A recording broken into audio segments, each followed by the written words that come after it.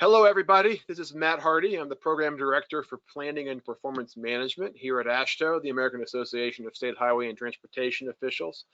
I am kicking us off today on behalf of Christos Xenophontos, the Assistant Director at the Rhode Island DOT and TPM Pooled Funding Lead, as well as the AASHTO Committee on Performance-Based Management's Vice Chair. He could not be here today, so I'd like to welcome you on his behalf for the TPM Pooled Fund. I will try to do my best impression of Christos, but that's hard to do. So you're kind of stuck with me. I am pleased to welcome all attendees to our 8th bi-monthly Transportation Performance Management webinar series, sponsored by the TPM Pooled Fund with support from the AASHTO Committee on Performance-Based Management's leadership, as well as the Federal Highway Administration. Today's topic is on TPM data and data visualization. The webinar will cover transportation agency practices in visualizing data for telling a story and supporting decision-making. Topics will include visualization strategies, techniques, and leading practices for various audiences and purposes. This should be a really engaging, fast-paced, and informative session. Now, a few brief logistics. First, for more information on this webinar series, please visit the TPM portal at tpm-portal.com and click on TPM Webinar Series under the Events in the main menu. You can access the presentations for today's webinar at the bottom of the webinar control panel on your screen. Links to the video and slides from today's webinar and archived content from previous webinars will also be posted on the AASHTO TPM portal, again, tpm-portal.com. All webinar attendees are muted. If you have any questions for the presenters during today's webinar, please use the Q&A feature of GoToWebinar in the control panel. Type in your question, and we will get to them as soon as we can. And we're going to take questions at the very end of the webinar. We will leave time for additional questions during the Q&A session at the end of the webinar. So now, switching hats. All right. The AASHTO welcome. So this Transportation Performance Management webinar series is a collaboration among FHWA, AASHTO, and the TPM Pooled Fund. Because of this partnership, we are able to support the broad TPM community in sharing new ideas and building capacity on the topics of greatest interest to all of you. I think you're going to enjoy today's presentation on data visualization. Many thanks to Matt Haubrick from the Iowa DOT for suggesting this topic. Before we get started, I'd like to mention a couple of upcoming events related to this topic, one sponsored by AASHTO and the other by TRB. First, I'd like to bring your attention to bring awareness of the AASHTO's conference on performance-based planning, management, and data. It's a mouthful. We are planning on having this conference in the fall, the early winter of 2022 in Providence, Rhode Island. Rhode Island DOT is going to be our state sponsor, and we are currently planning this event with Ryan Huff from the Nebraska DOT as the chair of our planning committee. And again, it's going to include 3 different AASHTO committees: planning, performance-based management, and data. Also, please make sure to save the date for the 2022 TRB Visualization Symposium, tentatively planned for late October in 2022. More information will be shared in the coming events, and don't worry, we're not going to conflict these 2 events. We'll make sure they happen at different times. There are also a couple of resources related to this topic that I like to mention.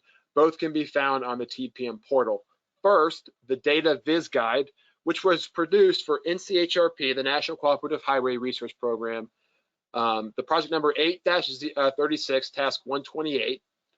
Data visualization methods for transportation agencies. This site includes examples, tools, and resources for using illustrations and visualizations. So this was developed and finalized in 2017, 2018. There's also an effort underway to update this website and some of the examples. And finally, I'd like to remind you about the Communicating Performance website, also available on the TPM portal, again at tpm-portal.com. This site, which was developed as part of the NCHRP 20-24 series, curates examples of noteworthy communication and visualization practices and provides tools to help agencies improve their communications. And so with that, I'll turn it over to my good friend, Hyana Park from Spy Pond Partners to share our agenda for today's webinar. And I do want to give a thanks to all the people at Spy Pond Partners who help us through a consultant services support contract and hosting all of these webinars, putting together them, and that sort of thing. It takes a lot of effort and energy, and I really appreciate the work that they do for us. So thank you to your entire team at Spy Pond. And Hyana, all yours. All right, thanks for that. Thanks. Anyway, first step on our agenda today, we have Nelson Hoffman from FHWA, who will provide a brief FHWA perspective on this topic, and then we'll provide a tour and future plans for the FHWA TPM dashboard. After that, we'll hear from Frank Broen from Metro Analytics, who will talk about noteworthy methods and practices in visualizing performance, and we'll share preliminary findings from a synthesis on the topic of visualizing highway performance measures. Next, we'll hear from Ryan Bailey from Utah DOT on visualization of highway performance measures to support storytelling and decision support. And Sreenath Gangula from Washington State DOT will discuss Washington State DOT's performance data visualization and dashboard. We'll wrap up with a Q&A with today's presentation panel. Just another reminder, please submit your comments and questions using the Q&A feature on the webinar control panel at any time during today's presentation.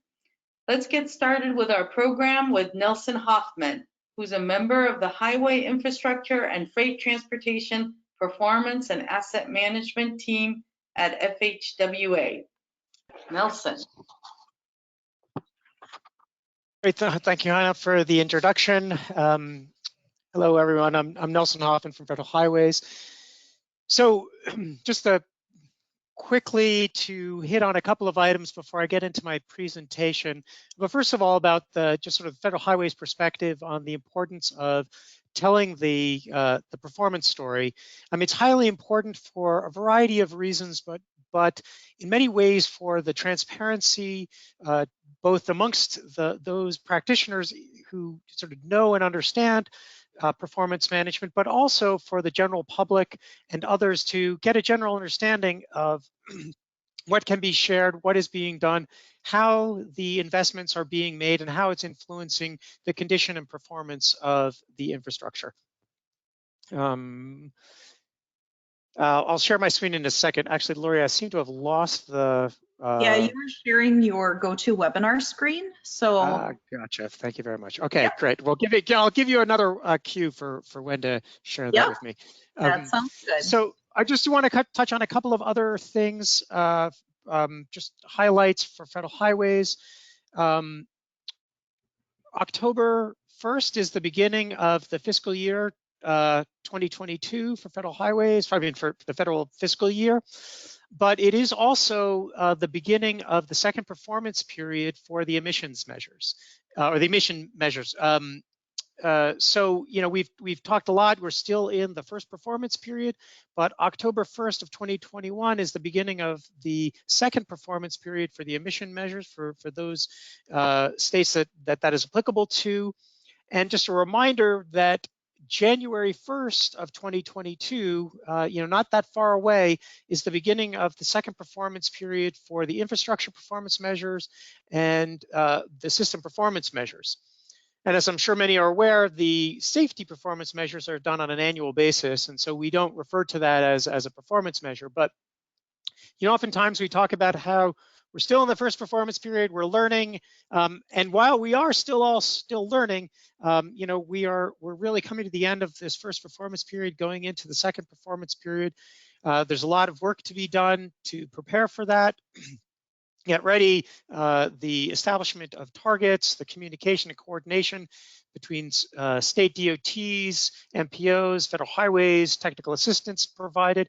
So there's a lot happening, and as you know, for the biennial reporting, that's going to be due October 1st of 2022 through the performance management form, the PMF, for the infrastructure and system performance measures. There'll be plenty of information prior to that, but just sort of as a, we're about a year out. So a couple of other things about that is the applicability tables for the 3 CMAQ measures, emissions, and the 2 traffic congestion measures. The applicability tables for the second performance period are in final draft internally at Federal Highways and should be released at the beginning of October and will be available on the CMAQ, Federal Highway CMAQ site, where the existing applicability tables are.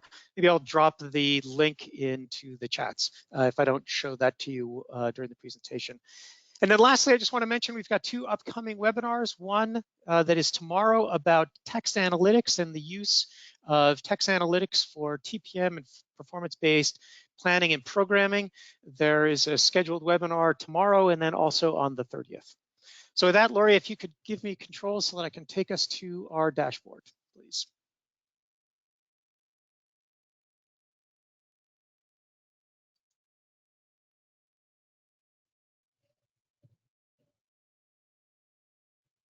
And would you let me know if you're seeing the TPM Federal Highways website?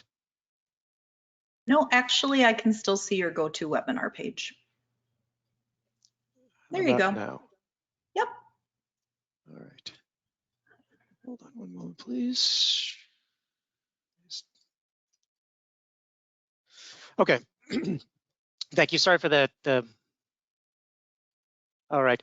So, excuse me. I hope everyone is familiar with the with this Federal Highway TPM website. If you're not, it's a relatively simple website. I think if you just type in Google TPM Federal Highways, it'll bring you to the top. The top suggestion would be to bring you to this site. Scrolling down, I just want to highlight the state performance dashboard and reports. And this shows the most current data from the biennial reports for all of the states. And I'm going to bounce around throughout the states to highlight some features. And we're going to start in Massachusetts. Bring you to the site, which is consistent. What is different is of course all the data. And I want to start at safety. I mean, one of the reasons I'm starting here at safety is that safety is the most mature of the performance measures, and it also has the most data. And commonly, some of the concerns that we get when we talk about telling the performance story is that we only have a couple of data points and we can't understand the trends or the direction we could be going, and the data doesn't tell us very much. And while that's true in some cases where we only have a couple of data points, maybe 3, when you take a look at the safety performance data, this is what we can sort of anticipate over time as we sort of move through the years and gather more data points is the increased value of being able to tell a story. Not that you can't tell stories with just limited number of data points, but I part of what I wanted to share is that as we move through time, the data and the analysis becomes more valuable as we go forward. Another area I did want to highlight is that in addition to the data, is that we also share the information that's provided by the states through the biennial reports and also through the Highway Safety Improvement Program, the HSIP program. And if you see here that this is information provided by the states in the biennial report verbatim. And we have chosen particular sections of the biennial reports that is meaningful for the data. And I'll talk to you about some of the other concepts that we're kicking around for using the information provided by the states for future updates. One of the other things that that we have worked with for the updates is for those states for the non-infrastructure performance measures.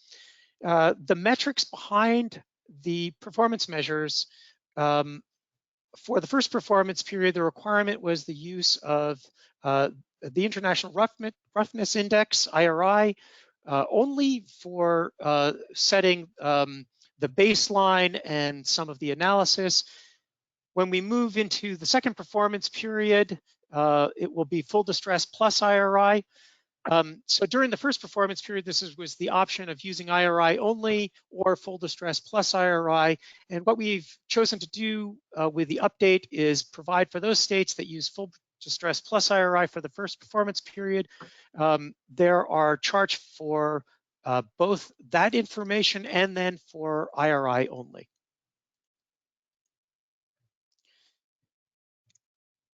I also wanted to share that the urbanized areas that, based on the applicability tables, the CMAQ applicability tables, information for the performance measures, for the traffic congestion measures are available on this collected screen of those applicable UZAs. The UZAs are also for each state is available down at the lower part of the screen. So this is Massachusetts, so the Boston, Massachusetts, New Hampshire, and Rhode Island UZA is available down here, but I also wanted to show where you can see all of the collected information. And since we're down here at the bottom of the screen, so that one of the things that's also shown on each of these state sites is the asset management plan, the transportation asset management plan, dashboards that the states have, the state freight plan, and long-range planning information. So we tried to collect additional performance information that we could. And on the last piece of the tours, I also wanted to share that the Federal Transit Administration also has performance measures for the transit providers. And a link from our site brings us to the transit agency's dashboards and reports. I'm not going to visit any of these sites, except to say that there's a variety of different performance measures for transit that they are also working on, making investment decisions based on, developing asset management plans with. And so that is information that's also available. And again, it's part of telling the transportation story and the performance story. So lastly, I wanted to close out with some areas that Federal Highways is considering going forward with updates on our plan. And we're trying to figure out ways to better add value to the data that we get that's submitted by the state DOTs, and how we can use this aggregated data to help tell the better story. We're looking of ways of improving the way we release the aggregated spreadsheets, do it on more timely. And one of the other things that we are considering is posting the full biennial reports that are submitted through the performance management form, the PMF. As I mentioned earlier, the next due date is October 1st of 2022, where the data and written information comes through. And we're considering providing those full reports available as part of our website, similar as to the HSIP reports that are available through another Federal Highway website of the Office of Safety. And then another topic that we're looking into, and we're moving forward with how to make these calculations is considering completing aggregated national performance measures and estimating anticipated national condition and performance levels, where we take all of the data from the 52 states, the information, and aggregate that so that we can tell the national performance story. We have spent quite a bit of time discussing and understanding how best to make those calculations for each of the performance measures. And it's still being worked on conceptually, but we're anticipating doing that, completing those, and sharing that on the next update of the dashboard.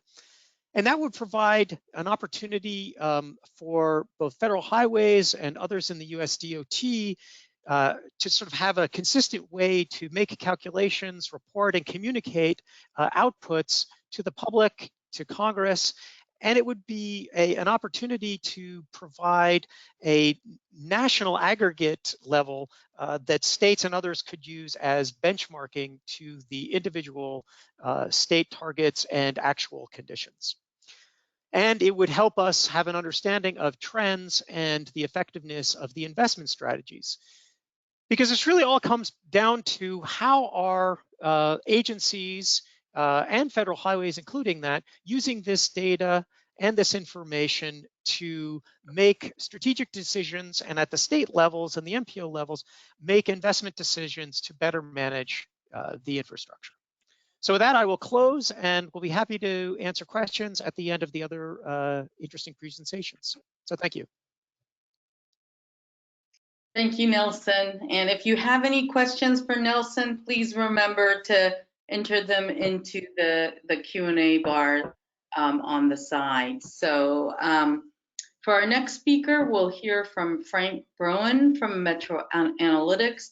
Frank is the principal investigator for NCHRP Synthesis 5216, Visualizing Highway Performance Measures. He serves as the communication officer for Metro Analytics, a virtual firm that is working on 5 other NCHRP projects to be published in 2021. He has 40 years as a visualization expert and currently serves as the secretary for the TRB Visualization and Transportation Committee. Please join me in welcoming Frank. Thank you very much. Just very excited to be part of this panel. I began this journey quite some time ago, but in 2015 was really looking at, how do you visualize performance? And began with this presentation to the visualization symposium that we had, and looking at the question of how good is your transportation system? And to answer that question, you have to know where you are now and where do you want to be. And in order to do that, you have to be able to communicate data. Now, using traditional reports has been out there for quite some time, creating a report, putting it on PDF. If you summarize that, you can make a scorecard. And if you take that information and put it on the web in an interactive form, you can make a dashboard, and then you can take that and drill deeper down into the data to create a very powerful tool to be able to communicate performance. So I've kind of broken this down into traditional reports and visionary support to actually be able to make better decisions. So I was looking at the Gartner Magic Quadrant that they use to rank software and other things, and thought, well, how could I use this concept for performance measures? So I looked at basically beginning with this concept of a traditional report, and the more outcome-oriented the data is reported would actually kind of push it into a visionary report. And the better the ability to support decision-making would show traditional support. And if you make that interactive and outcome-oriented, that you kind of get into the upper right quadrant that is, basically where communication is most effectively being delivered. So I took this information and just looked through the websites. In 2015, this is basically what I saw. There were an awful lot of PDF reports being produced, and there were some states that were doing an extraordinary job of actually communicating this information. And I'll showcase some of those as we go further. So again, this is not a scientific, this is my kind of gut reaction, just spending a few hours looking at this information. But I did look at it again after having put together the synthesis, and I was really impressed to see how far the states have come in communicating performance. I mean, there has been a pretty significant shift in the past 5 years given the tools that are out there. So this is kind of my gut level feeling of what there are. There's certainly quite a number of dashboards, and I'm sure I've missed a few dashboards in this lower quadrants that are out there. So I was also fortunate to be selected as PI for the synthesis on visualizing highway performance measures.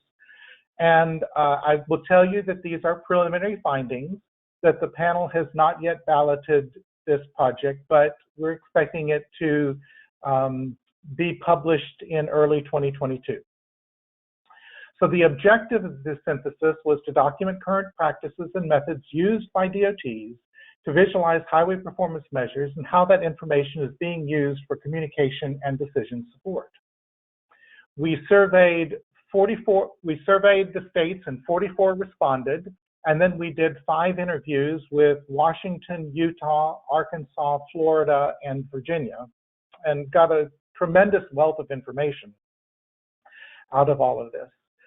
We were basically looking at what performance measures were being gathered, what were the techniques that were being used to actually visualize the information that they were gathering, and what were the processes involved with that? What kind of strategies, what kind of software tools did they use?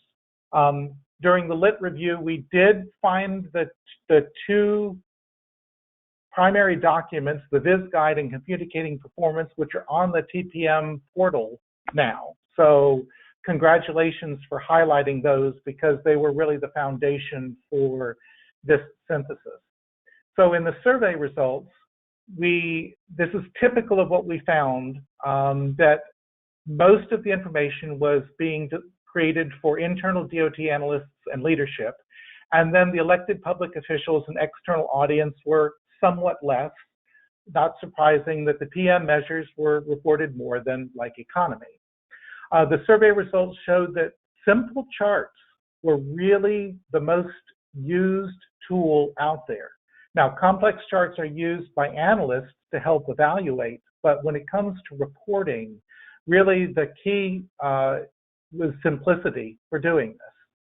So the DOTs visualize performance measures for these different reasons: to document the current status, show a trend over time, communicate progress towards a target, and ultimately help tell a performance story.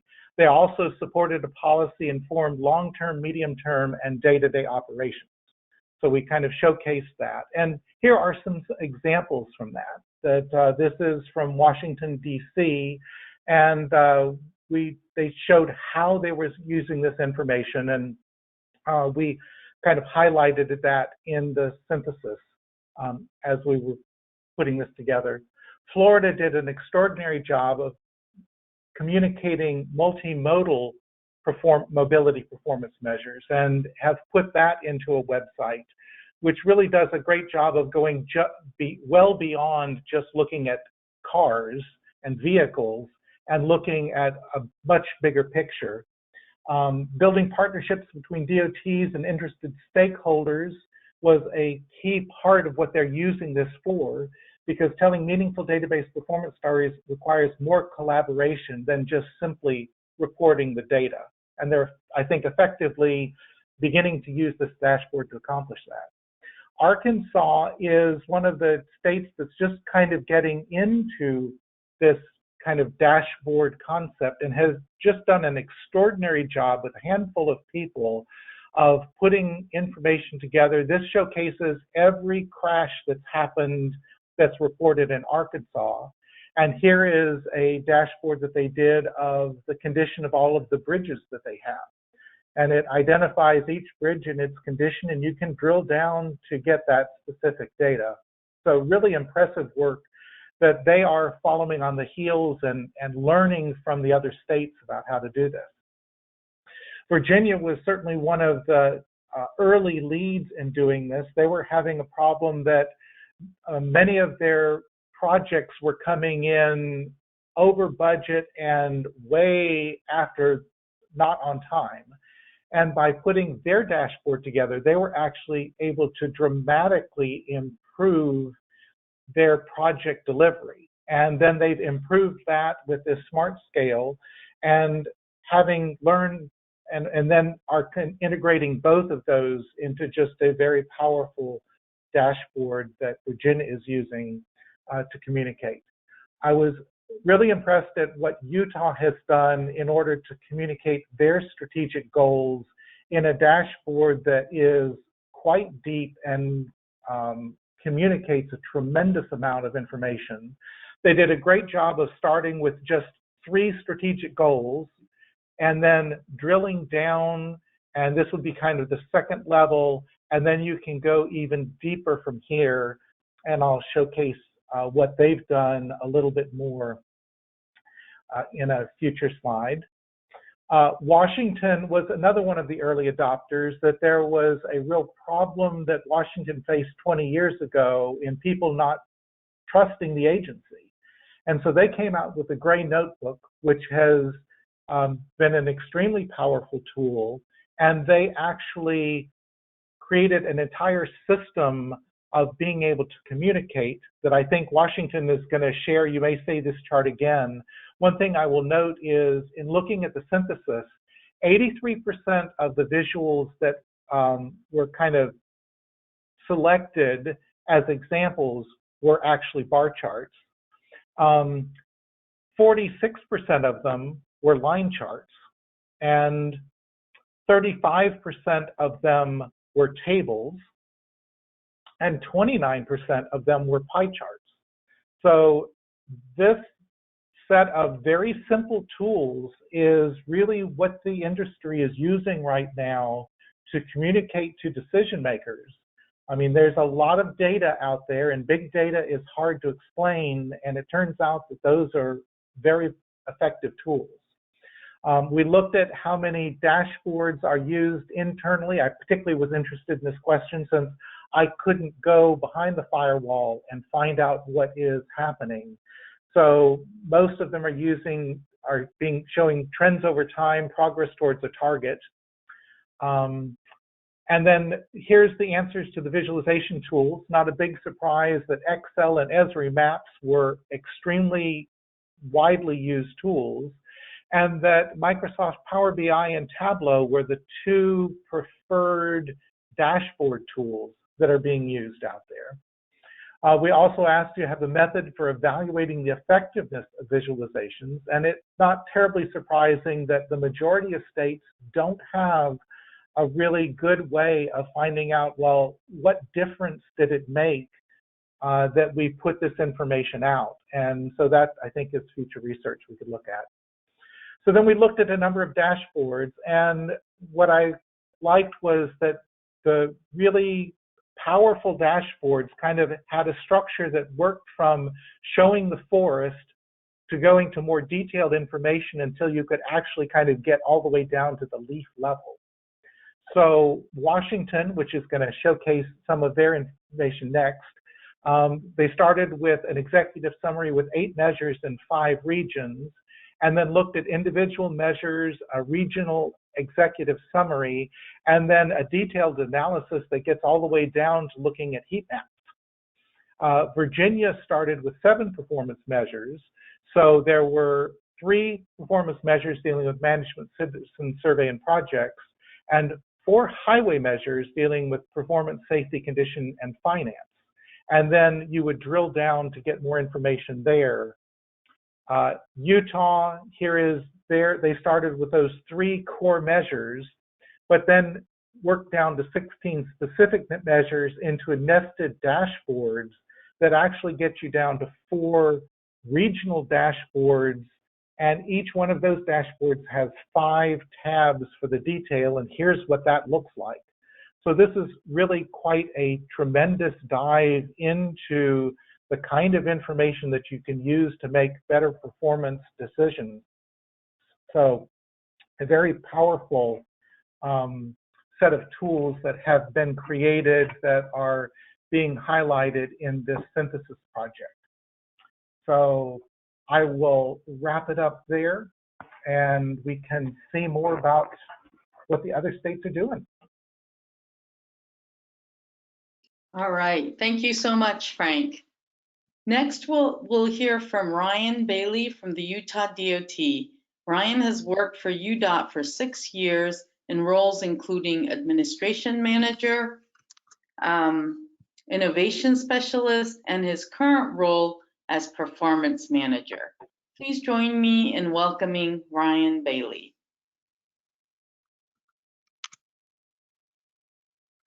Can everybody see my screen? Yes. Yes. Perfect. Perfect. Well, I am super excited to be presenting with you all today. Thank you for the introduction. Super excited to show you what we've been doing at UDOT, because we feel like we've taken great steps into trying to tell our story through visualization. So if you can bear with me for 15 minutes, I promise you that'll be worth it. And at the end, hopefully we can all learn from each other at this as well, because as the last presenter presented has said, that UDOT has taken tremendous steps forward, but we're not the only ones, and we'd love to learn from you all. So first off, let me tell you more about our strategic direction and our website that we have here. A really big thing that we want to teach people when they first got to our site is saying that we have tabs on the left and we have our 3 main points, our highlights on the bottom. And that's really what set the tone for those tabs on the left, is our 3 main highlights.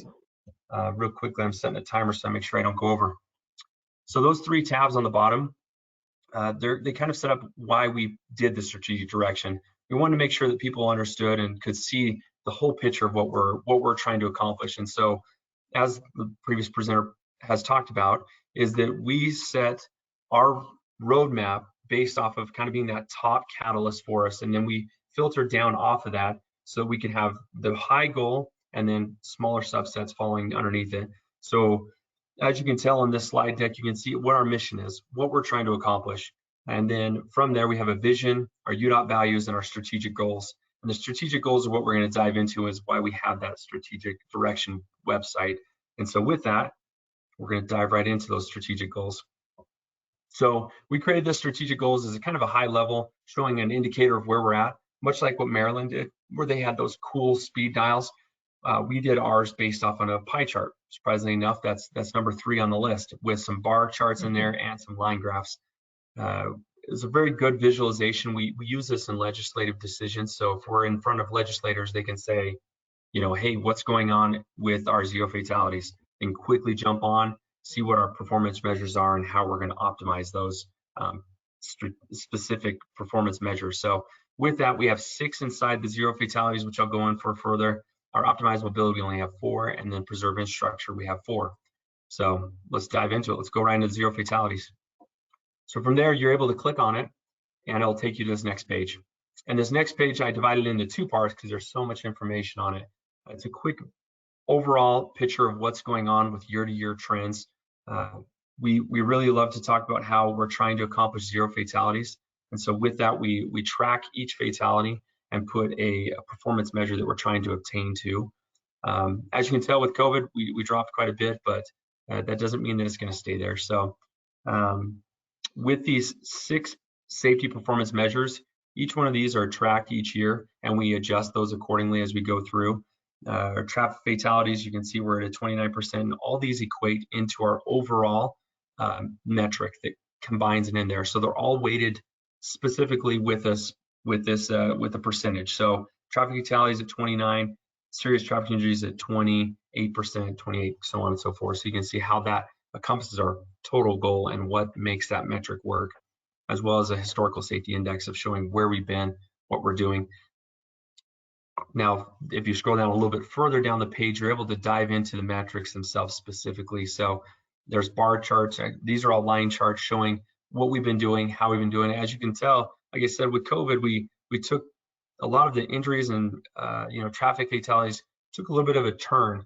One specific one, this internal injury rate, as you can see, our target was to keep here, and all of a sudden it just dived off. And everybody's, maybe a legislator will see this and be like, well, why?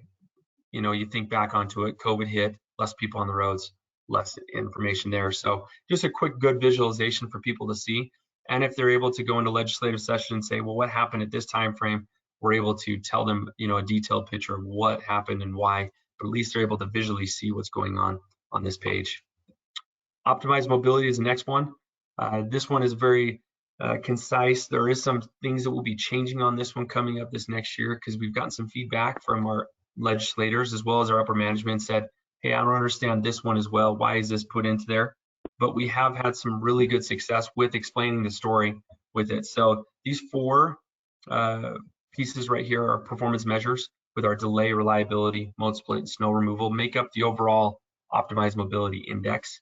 Very good quick visualization for our senior management to look at this and say, okay, we are seeing that delay is down quite a bit, and that's pulling overall score down. Why is it? Why is the case there?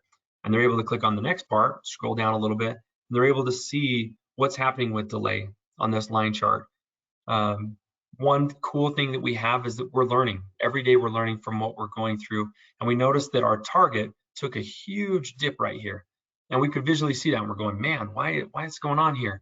Well, the target is based off of a trend that's been going on, which we've noticed that when COVID hit, all of a sudden the delay went way down. And so then our target that was reflected on that 6-month rolling average took a huge dip the next month. And now COVID's back, COVID's not back. We're back to where it's normal transportation. We're seeing that kick back up. So we're not able to fill that gap.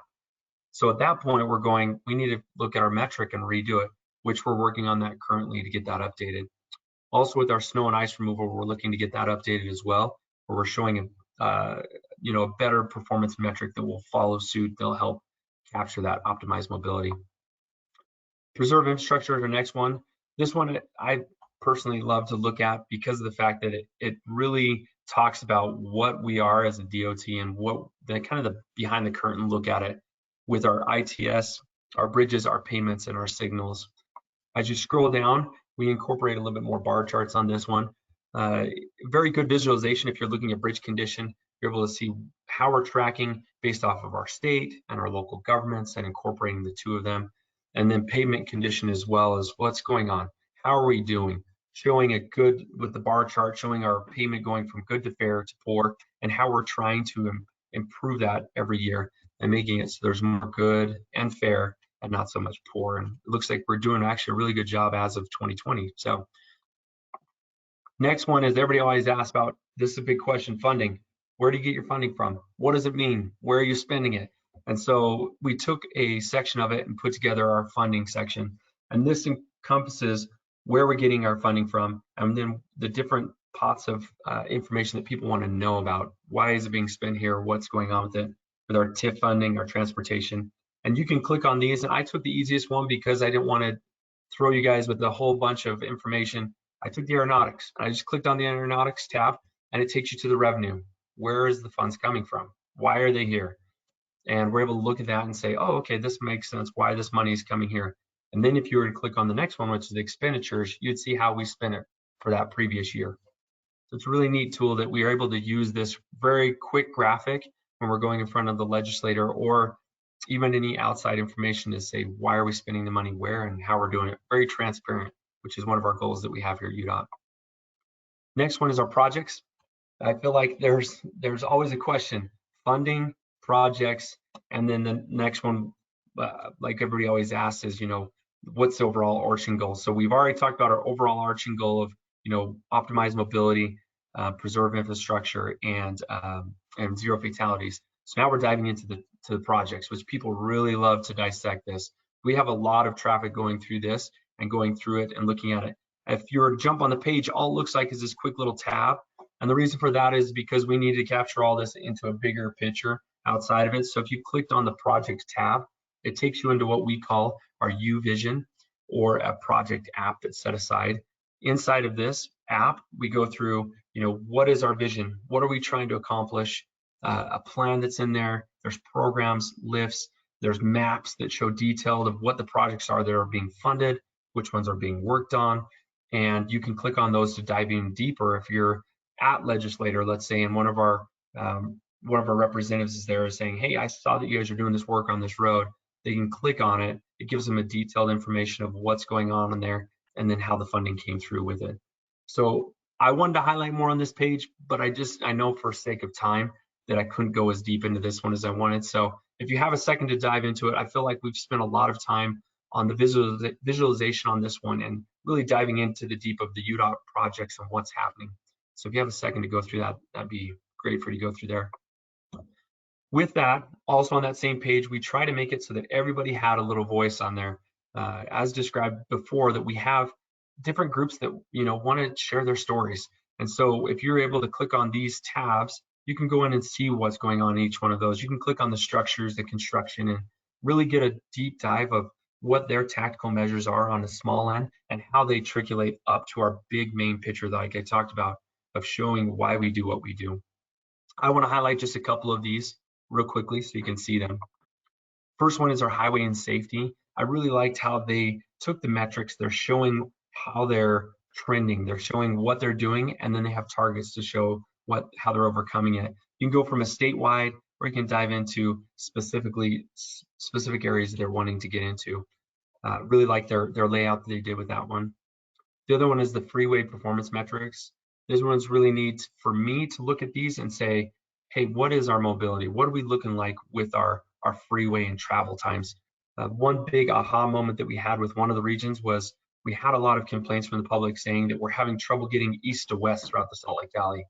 Well, we did a quick little synopsis and looking at the trends, which I'm going to show in the next slide, traffic volumes, and we were able to see that on certain roadways at certain time frames, we could see an increase in traffic volume and it was going up. Well, our decision was made based off of looking at these graphs that we were seeing a higher north-south problem than we were seeing an east-west. And so a lot of our projects, we shifted based on that information that was given and the graphs that were shown to show that, yeah, our actual needs is north-south, not as much east to west. Does that mean we turn the east-west and not let them do it? No, that's not the case. They're just based off of prioritization and saying, currently we're seeing a higher demand here than we are here, and using these graphs and charts to go through that. Now, as was talked about before, each region has their setup, and we try to make it easy for them to be able to utilize their information and specifically look at trends analysis on a day-to-day basis. We have 4 regions and we have a statewide. You can go through each one of these dashboards and look at them and say, okay, well, what's the trend we're seeing right now? And dive into them deeper off of these dashboards that were created. These are very helpful and very visual so that you can see specifically what you're looking for. Last one that I liked on this one, it may not be as telling to you, but as a performance manager, it's awesome for me to say, what is the target and how are they trying to accomplish it? This one was our traffic and safety group. They're diving into their metrics very deeply and saying, how can we hit specific targets? And we're able to then capture and share this with our upper management and say, this is where we're working towards, this is how we're working towards it. Now with that, this is the end of my presentation. I'm hoping I'm wrapping it up pretty quick for you guys with a bow. I did my own SWOT analysis to look at our group and say, what can we do? What do we do well? And I feel like we have really good visualizations. And then I thought, well, what can we do to improve? And my hopes is that we can improve with our information, that it flows through our website a little bit easier and tells our picture the way we want it to be told from a top-down perspective, much like we've described, but maybe getting a little bit finer through our measures through there. Also, the opportunity to learn from you guys is a cool thing to have, and an opportunity to share what we're doing and our best practices and look to improve our layout and development through you guys. And lastly is just our threats, right? We don't have all the time in the world. We don't have all the resources. We are trying to figure that out, but also make sure that the metrics we're displaying are meaningful. And with that, we go back to our groups and make sure that they understand what we're doing and what we're trying to accomplish and let them tell their story. And at that point, that's how I'm going to end. Let you tell your story, and I appreciate you. Let me take the time to present to you guys. Thanks, Ryan. That was a great presentation. And if you all have any questions for Ryan, please enter them. And Matt's going to take them in the order they come in at the end of this webinar.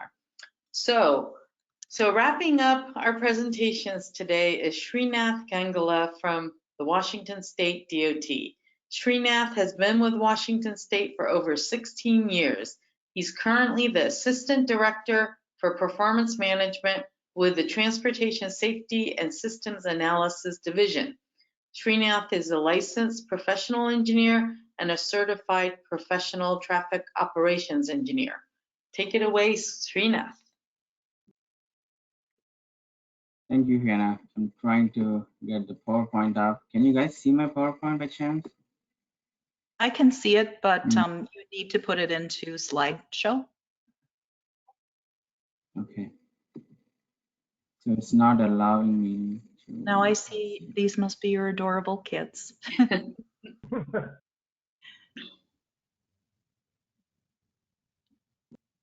Okay. So that's better. Yes. Perfect. Yes. Okay. Thank you. So I appreciate this opportunity to share WSDOT's performance data visualization practices and a peek into our journey towards dashboards to share performance stories. So data visualization at WSDOT has been done for over 2 decades, and to be able to communicate agency performance stories. The Gray Notebook is the agency's quarterly performance publication. It's our flagship product, which communicates these performance stories to various audience, from the governor to the legislature to the cities, counties, tribes, media, and the public. We use concepts from the performance journalism to explain complex topics in easy to understand terms. And GNB uses a combination of well-written text and visuals such as charts, graphs, infographics to better reach our readership.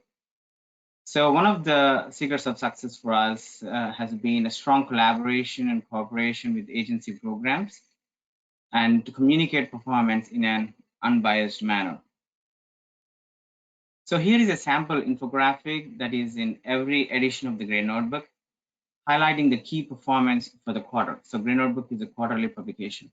So one key point I would like to communicate here is the way we show the good, the bad, and the ugly. So on this slide, we are saying Washington State Ferries preservation backlog has increased by 39 million, and the pavement preservation will not occur for ramps and roadways below 45 mph speed limit over the next 10 years if the current funding levels continue. These are critical messages, but it is our reality if we don't attend to them now.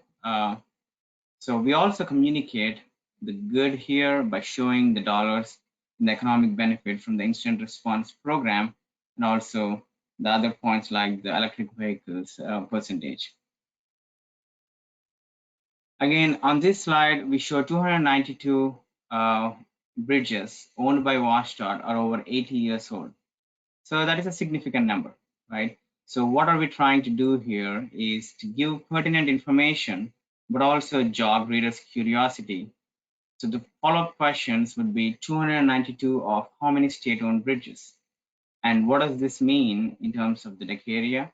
And how many of these bridges are on strategic freight corridors, etc.?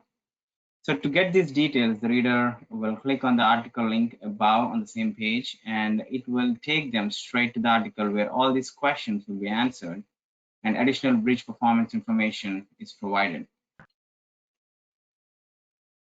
So WSDOT's performance reporting follows the statewide transportation policy goals as the framework for sharing performance analysis and stories.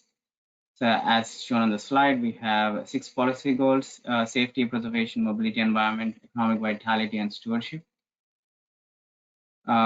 First up, visualizing the safety policy goal area. So here is a line and bar chart combined in one with dual vertical axis. Probably this might come under a complex chart, but the heading on this chart provides the key takeaway information. We're saying total crashes involving active transportation users declined during the pandemic, but a higher percentage resulted in fatality or serious injuries compared to pre-pandemic average. So that's the gist, that's the takeaway from this chart. But the subheading provides specifics on the data and date ranges. The legend helps explain what the bars and lines are supposed to mean, along with the text on the vertical axis to make it clear to the reader what they are looking at. So we provide data source and any associated notes to go with it, so that the chart stands on its own, devoid of the accompanied storytelling text in the article. So this is a simple table to show worker safety numbers and how the numbers changed over the past 5 years, along with the percent change for the most recent 1 year and 5 years. Again, the heading gives the gist of the table, with subheading adding additional details necessary for the reader. So as the saying goes, a picture is worth 1,000 words. We use this picture to show WSDOT staff in action following safety protocols during COVID. So next up, visualizing the preservation policy goal. This is a simple tabular information to show the number of load posted and load restricted bridges shown in a visually pleasing format.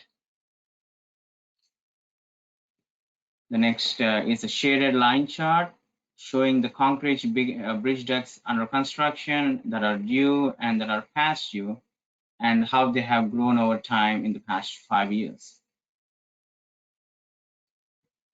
So this is an interesting presentation of information that has gained a lot of accolades over the years. We are using sample photos of the pavement condition, showing what the drivers see and experience on the road. Then we are showing a graphical rendering of the substructure of the pavement condition, corresponding to each of the photographs that categorize the good, fair, poor, and very poor conditions. So the next up, the measures itself by lane miles and by VMT, followed by a 5-year trend line, we call that spark line, and the direction of the trend along with the desired trend. So the text underneath the spark lines explain the road condition and what it takes to preserve at these conditions. So next, visualizing the environmental policy goal. This is a simple line chart again showing significant progress made in the past 2 decades for WSDOT's mitigation sites and acres monitored. This chart also shows the years when the various transportation funding packages went into effect. This is an example of communicating WSDOT's wetland performance through aerial photography using oblique and vertical photographs. So this is a GIS map visualization to show the number of registered plug-in electric vehicles by county in the Washington state. And next is visualizing the economic vitality policy goal.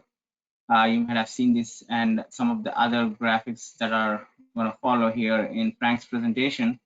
This pie chart shows air freight tonnage moved by airport. We can see SeaTac moved the lion's share of the freight at 63% of the total 1.5 million tons. And this is the bar chart showing the rail freight commodities shipped by rail in Washington state. Farming products are the major contributor to the rail freight tonnage in the state.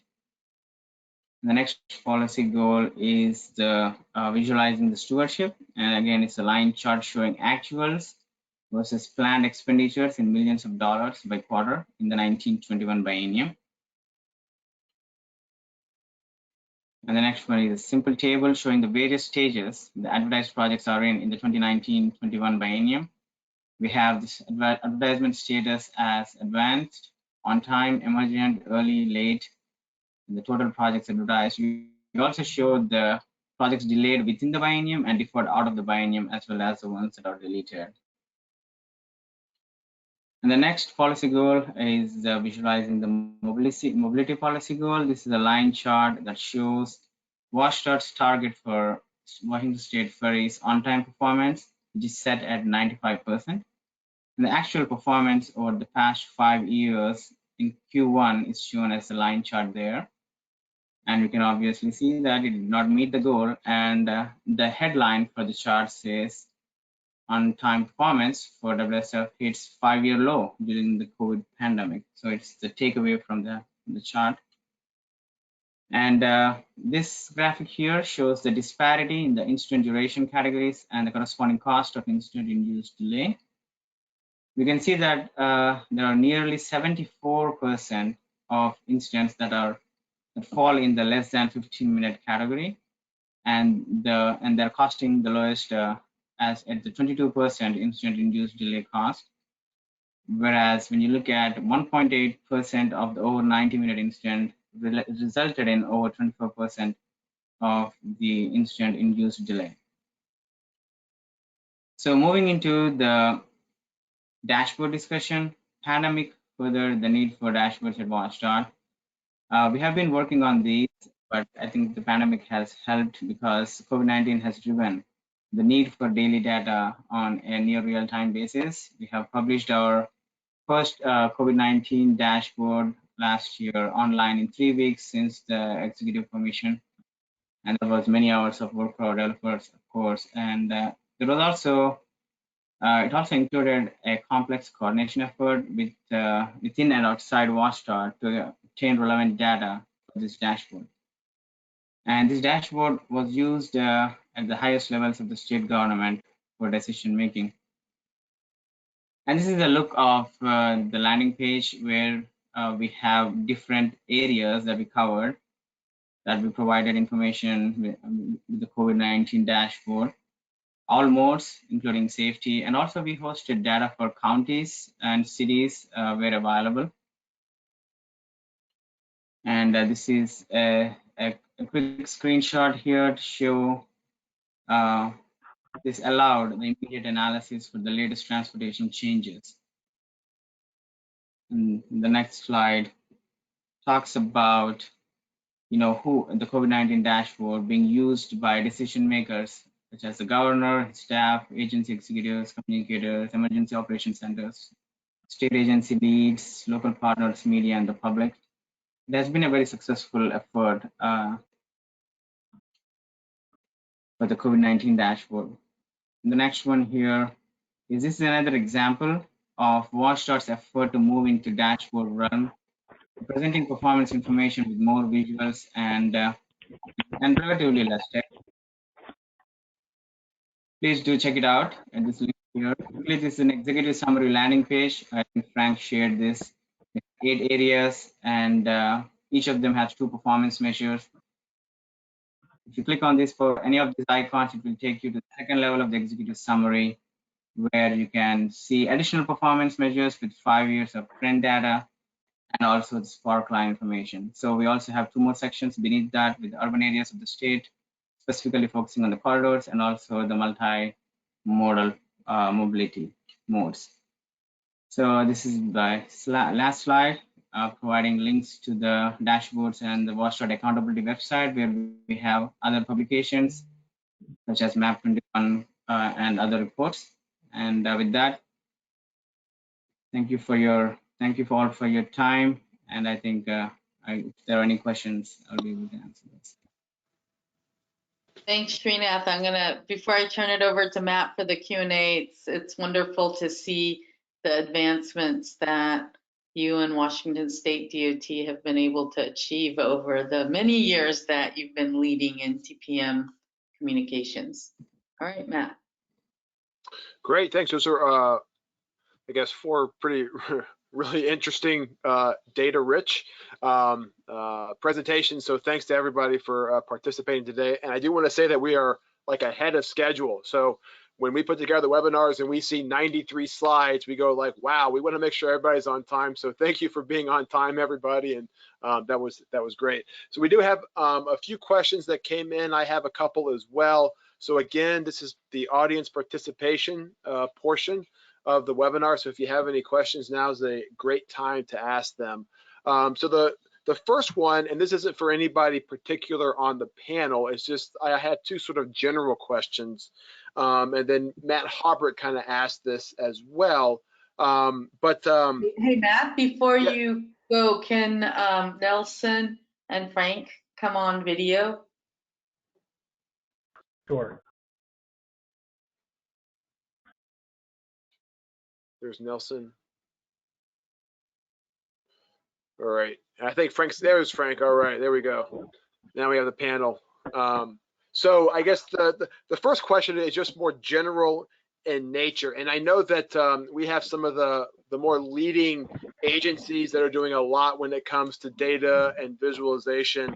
Washington State has been doing the gray notebook for as long as I can remember, it seems like, and we always use that. But for those states or even other, local transportation agencies that aren't doing what y'all are doing, any recommendations on how to sort of get started, doing it? Like, how do you start? Is this more of a top down where you have to get the buy-in from leadership, or do you think it's more bottoms up, or is it somewhere in between? Like, how do you get started doing this?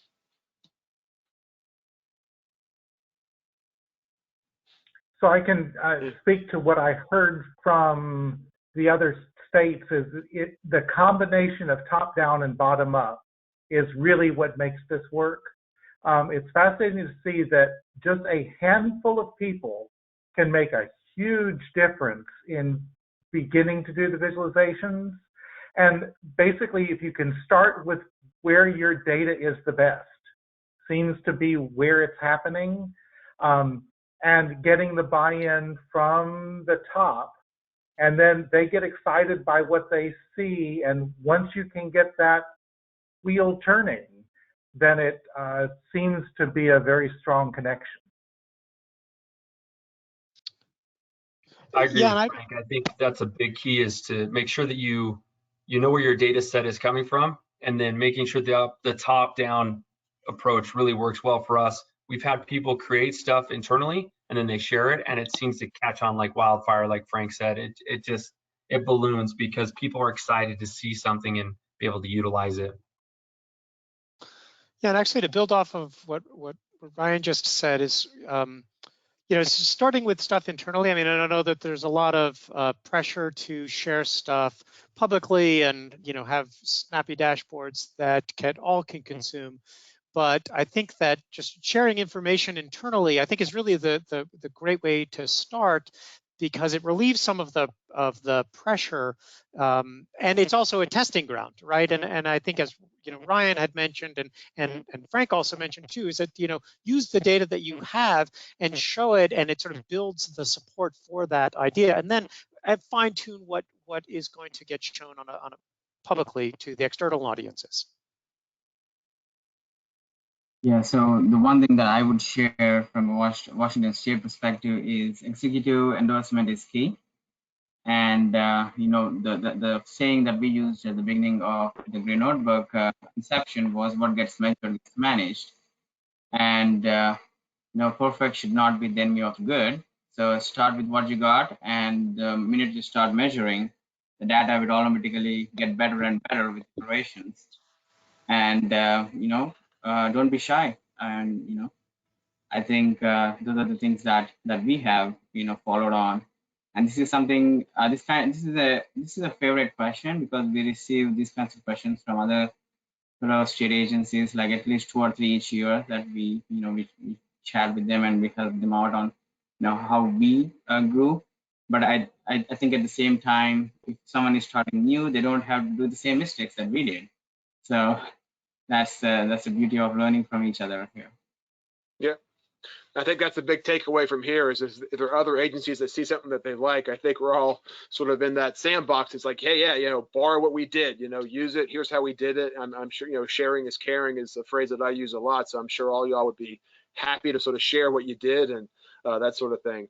A couple questions came in about resources and how you do things. And Matt Hobbrick was asking Sreenath specifically about, do you have people on staff that are like graphic designers to kind of create the visuals?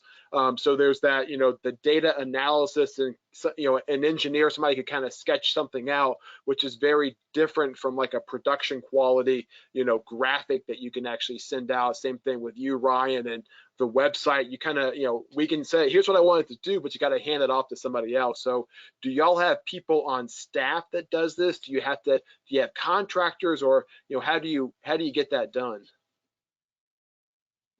So this is Sreenath from WSDOT. So the way we produce the Green Notebook is all in-house, 100%.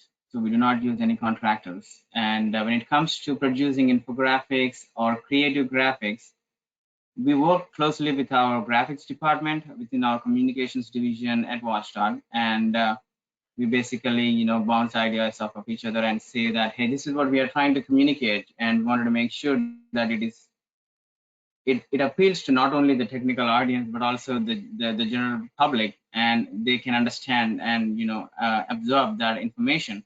So almost all the graphics that we have developed in-house, we work closely with our communications department. And when it comes to, once a graphic is developed, from there, you know, our analysts can actually use them in, you know, the Adobe Creative Suite software, the Illustrator, and then they can manipulate it, change it so that it fits the need for the different cycles of the quarterly publications. And I think so. Did I answer the entire question, Matt? Yeah. Okay, thank you. Ryan, with UDOT, what we actually have some consultants on standby to help us build our site as well as internally. I know there was a question posed on there. Are we using Tableau? And we are not. We have a lot of we use HTML that we have inside. We use a lot of Google Dashboard, Data Studio. We have Esri story maps that we're using a lot of, and Power BI that we're using a lot of our dashboards to run through. So we have a team, I guess you want to call it. We have our internal communications team, GIS, which is our internal kind of our data analytics that help build it, and then we have our outside consultants that will help design as well as help build as well. So we kind of have a bigger team that's put together to help us do it. Great, thanks, Ryan. So I guess the next question comes from Peter Rafferty for Frank specifically, and anybody else can chime in as well. But he asked, what's your opinion of the widespread use of dials or gauges on performance dashboards? It makes sense for a speedometer, but for performance, there's not a good way to understand at a glance if it's something unusual is going on, or if a measure is getting better or worse. So I guess that's sort of a visualization technique specifically, but if you have any thoughts on that. Yeah, so I understand that a dial is cute, and it kind of speaks to the transportation. I see that on my dashboard of my car. I am not a fan of dials as a tool, because we are basically, all of the states basically said simple is good. Now, simple is harder in order to really pull that off. I will give kudos to Utah. As much as they are doing, I am really impressed by the simplicity that guides their dashboard design. I think that is something to be emulated. And as effective as Virginia's dashboard is, the dials that they use on the front page are a legacy piece. I understand the attachment that may have been given to it, but visually, I don't think it serves them terribly well. My personal opinion.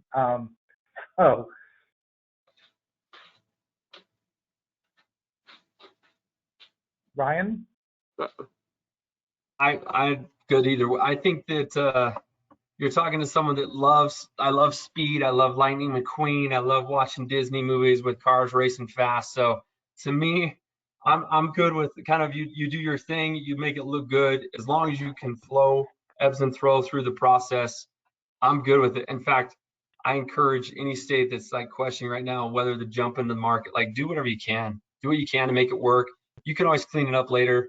Obviously do it off site so no one's outside the public can jump on and see what mesh you're making until it's the final product. So, but visualization wise, I feel like I love what Frank presented. I love what I'm gonna butcher your name, Sreenath from Washington did. I love what Nielsen did with Vermont. Like I love seeing what you guys are doing, and I, like Matt said, we're on a sandbox, so there is no right or wrong answer. Do what you can, do with what you can, and make it look the best you can. So I appreciate all y'all doing what you guys are doing. Nelson or Sreenath, anything to add? All right. I think this is one of the great, the purposes of the data viz, the viz guide that we have up on the TPM portal now, and communicating performance is having these examples out there. So I would encourage everybody on the webinar that if you have a good example or whatever, send it to us so that we can include it in our bigger database, so that we can then share it with others, because we don't want to have to recreate the wheel if we don't have to. All right, next question. And this can be for anybody. What type, it comes from Anne-Marie McDonald from Connecticut. What type of process do you employ or do you have to seek a better explanation or understanding of unexpected results? Something goes up or down and you kind of weren't expecting that. Do you document these over time and ever find that as you learn more, you need to go back and adjust your findings in some way.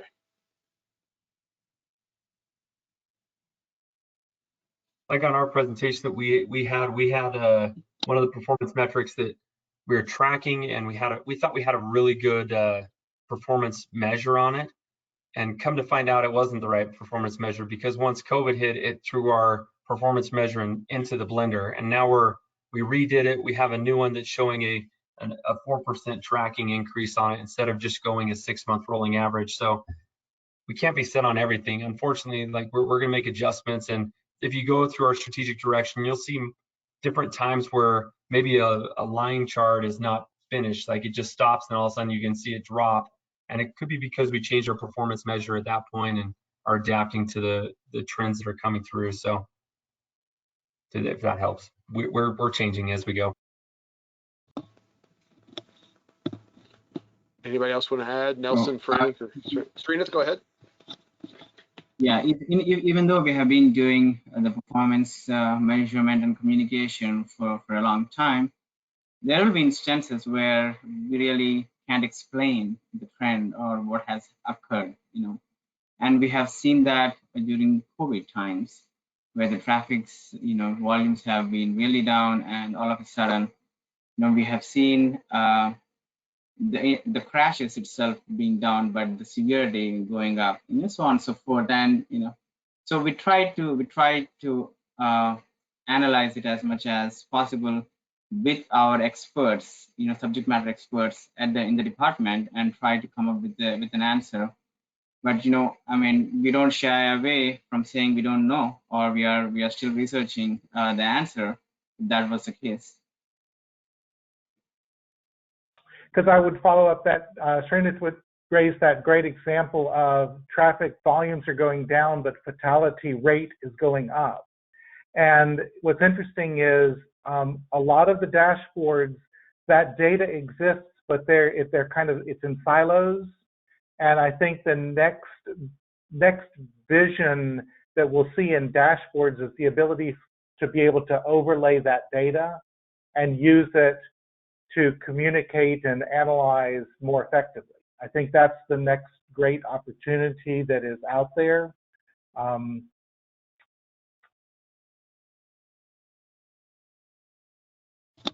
Okay, thanks for that. Nelson, anything to add?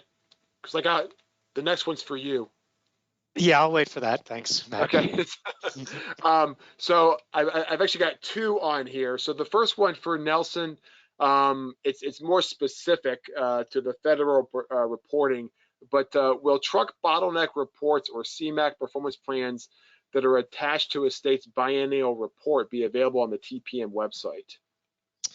Yeah, so that's part of, as I mentioned, some of the things that we're kicking around conceptually is how much information we share, and that was actually discussed just yesterday and the idea is, yes, I mean, that we don't know when or how, and sort of the final decision is still pending, but that's a direction that we're considering moving in, which is sharing that information. It's provided to federal highways, and then have a one source to be able to provide that as other documents that are submitted through other regulatory requirements are available to the public. So no final answer on that, but that's the direction that we're going in. Okay, so that is your final answer, that there's no final? I'm just joking. Right, exactly. I'm going to call a friend now. Okay, phone a friend. There we go.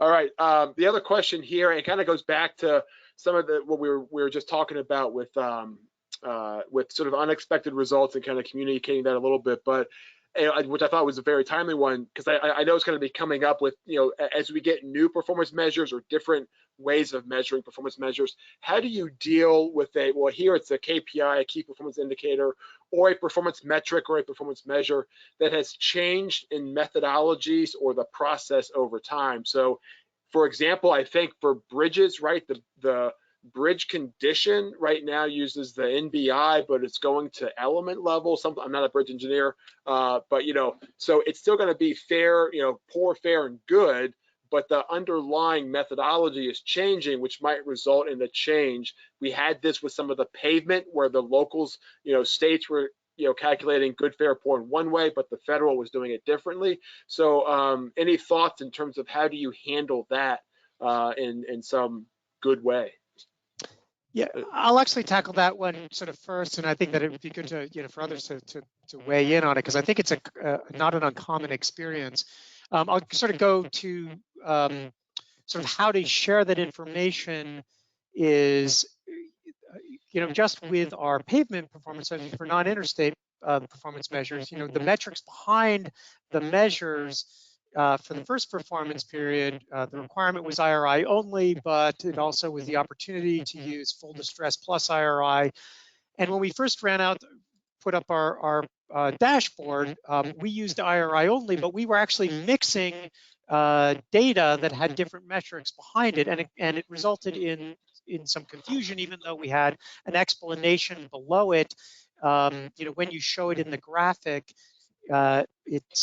it leads to questions, and so that's why we ended up, as I showed at the presentation, these separate different graphs that are more specific. And it is really a challenge. And Matt, I don't have a simple answer, and to the audience, I don't have a simple answer to that, but it's the providing the clear information about what it is that's the basis for that data. Something I did early on with Federal Highways is we had a lot of performance measures, internal performance measures, that the title of the performance measure was the same, but the underlying factors and variables to that data were different.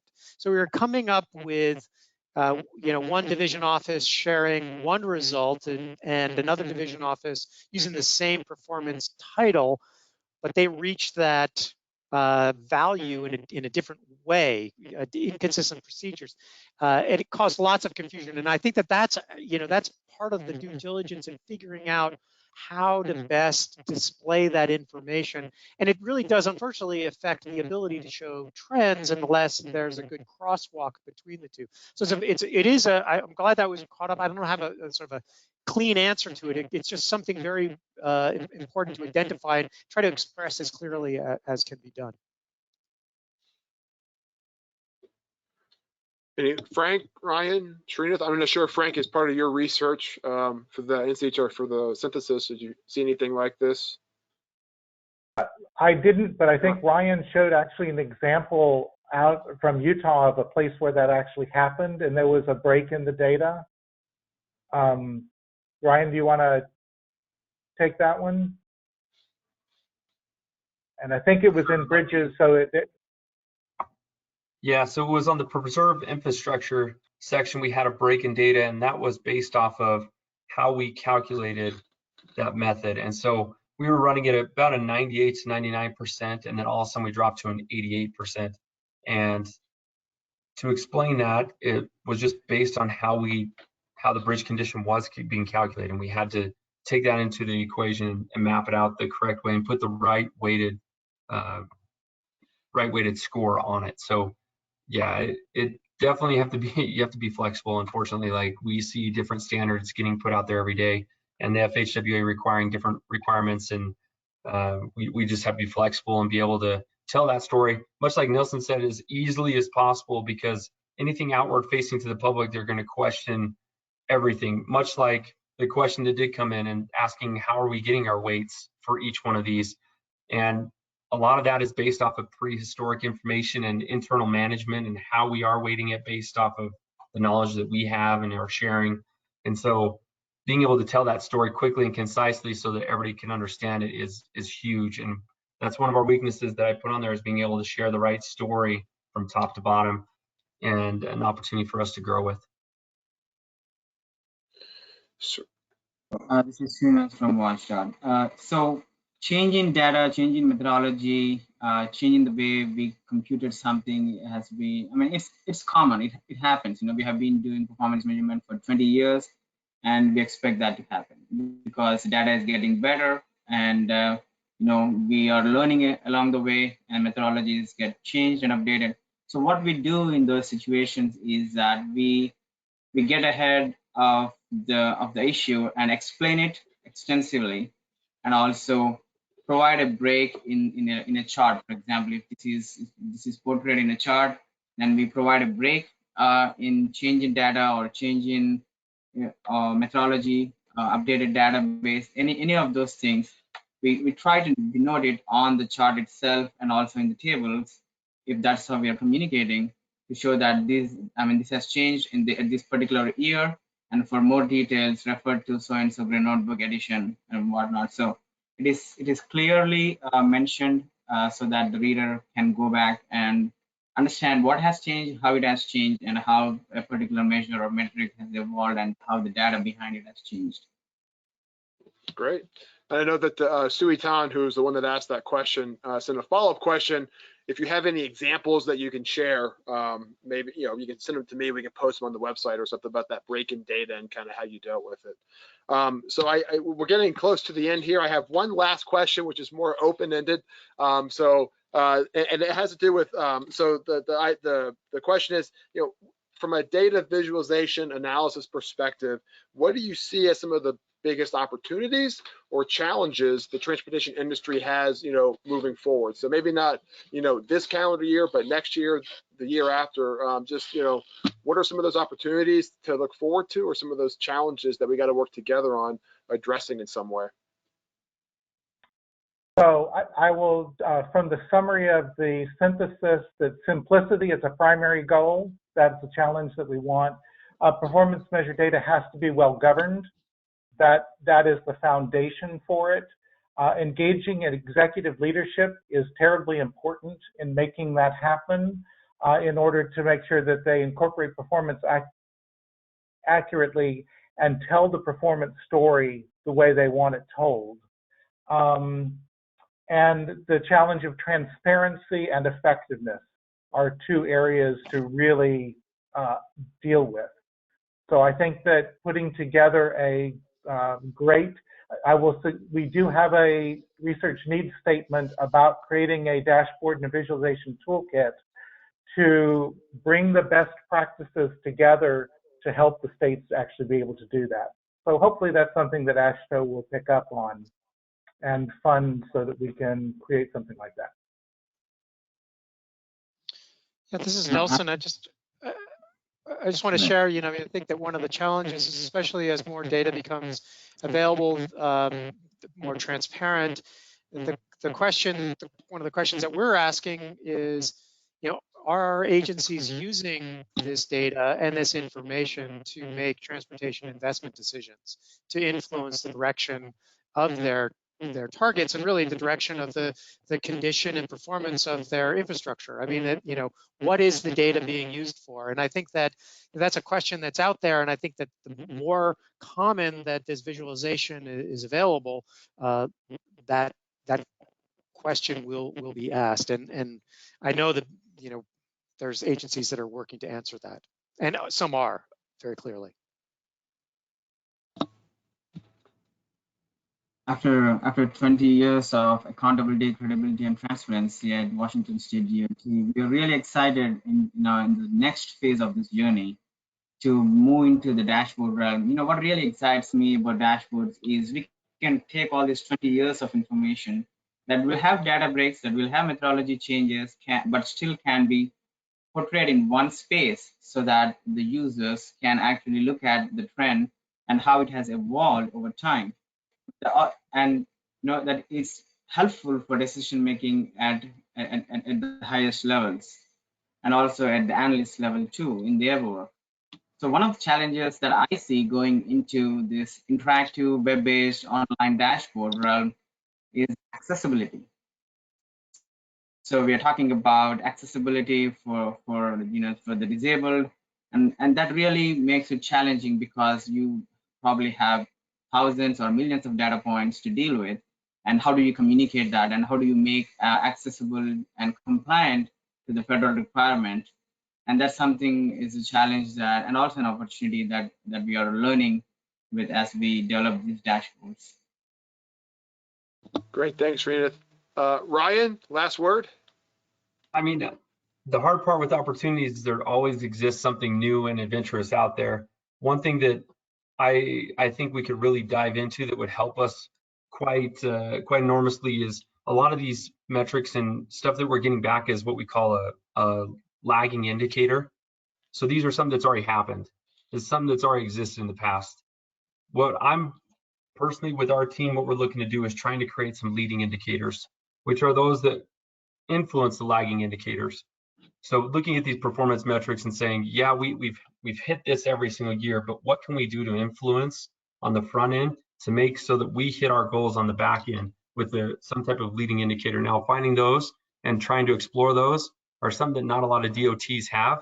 Outside world in the public sector, they've dove into those quite heavily, and they're starting to see the influence of focusing on leading indicators instead of just the lagging to help drive those. So we're diving into that a little bit more. Don't think that we're professionals. We're looking deep into that. So Great. And let me just add that artificial intelligence and machine learning are probably the next tools that are going to be where these dashboards take the next step. Great. Thank you very much, gentlemen. Thanks, Frank, Nelson, Ryan, Sreenath. Really appreciate the time and everything. Last slide here, just for everyone. I see everybody sort of clicking off. Our next monthly webinar will be November 17th at 2 p.m., Wednesday, November 17th. You can register at the TPM portal. If I haven't said that enough, it's tpm-portal.com. And the topic for that webinar is going to be on reduced project delivery delays and operational measures. And I'm sure there'll be a little touch of how do you analyze it and how do you visualize it based upon this. Also, we would love to hear from you about additional ideas for webinars. So please send them to us. My email address is mhardy@ashto.org. Love to get the ideas. We want to know what you want to hear about. We got the resources to put something together, but we got to know what those ideas are. What do you want to hear about? So please contact us. Again, thanks to everybody who presented, all four of you. Thanks to FHWA for being a great partner. To the pooled fund members, don't forget about the upcoming TPM technical service program. The pooled fund is moving into an AASHTO technical service program. So if you're from a state DOT or anybody, you can sign up for the AASHTO TSP. It's $15,000 a year. You can use your SP&R money. There's no federal match requirement, all that good stuff. So please sign up for that so we can keep these types of events going. And I think that's it. So thanks to everyone. I look forward to seeing you at the AASHTO annual meeting, maybe in person. We will have some remote connection capabilities for some of the committee meetings. And with that, I think that's it. So thanks to everybody. Have a great rest of the week. We'll see y'all later. Bye. Thank you. Bye-bye. thanks, Matt.